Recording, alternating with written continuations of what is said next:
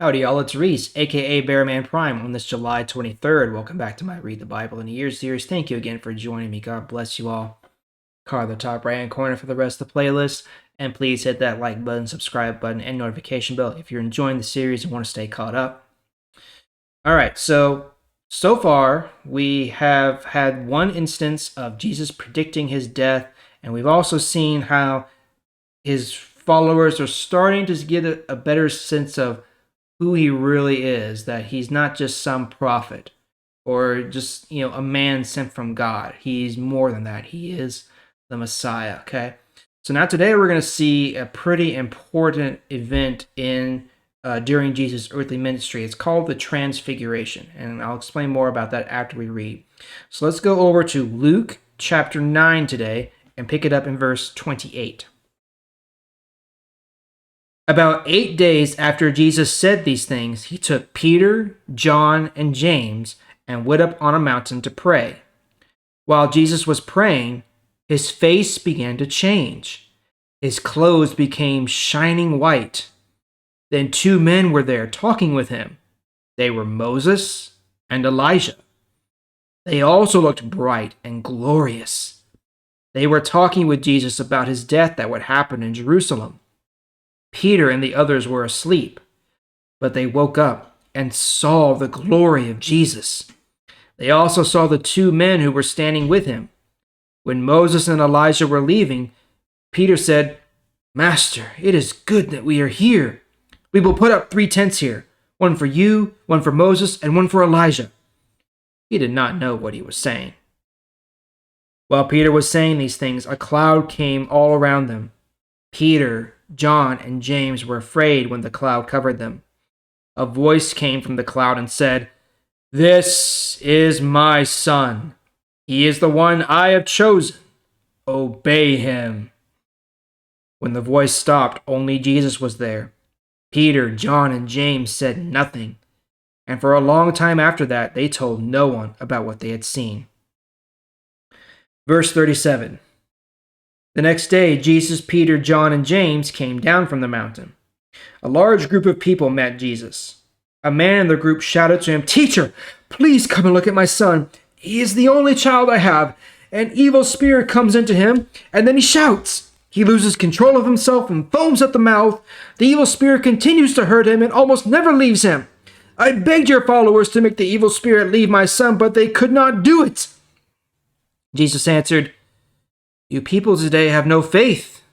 Your lives are all wrong. How long must I be with you and be patient with you?" Then Jesus said to the man, "Bring your son here." While the boy was coming, the demon threw the boy to the ground. The boy lost control of himself. But Jesus gave a strong command to the evil spirit.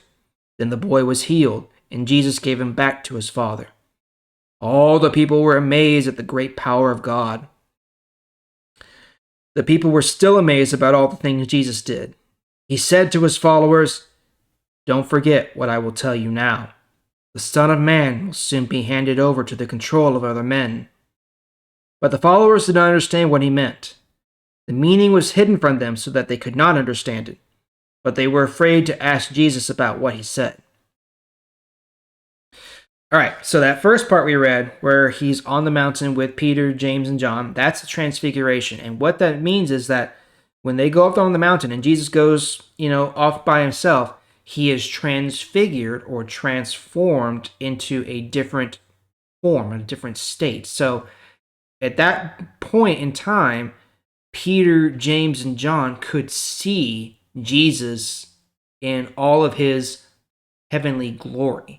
They saw him not as the Son of Man, but as the Son of God. Okay, they could see God's glory come through him. And then, of course, we see Moses and Elijah, 2 of the more famous prophets, come from heaven, themselves also glorious and arrayed in light.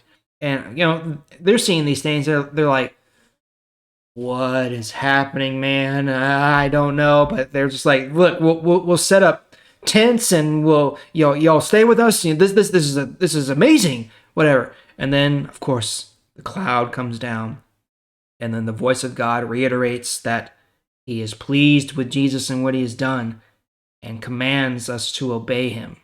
right? And then after that, Peter, James, and John, they have no idea how to explain what they just saw. And for the longest time, they don't. They don't tell anyone until probably after Jesus has died and when these gospels were being written, right? Okay, and then we see another instance of Jesus freeing someone from an evil spirit, and he laments that his followers did not have enough faith to drive out the demon themselves. And that's why you see this passage here where he says, "How long must I be with you and be patient with you?" Right? You could tell he might have been feeling a little frustrated. He's trying to get through to these people, and you can imagine when you're trying to convince someone of something to see, the bigger picture or tell them the truth, and they're just not getting it, or they're refusing to see it.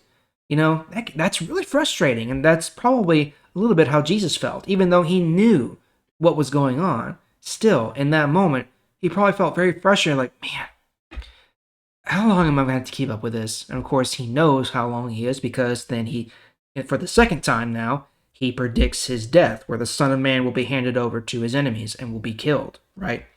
But like I was telling you before, the followers did not understand what he meant, and the meaning was hidden from them, okay? God hid the meaning from them at that time.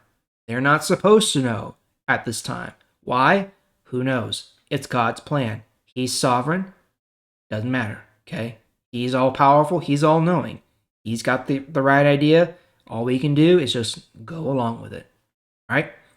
That's all for today. We're going to pick it up there tomorrow. Thank you again for joining me. I sure do appreciate it. I'll see y'all tomorrow. Bye.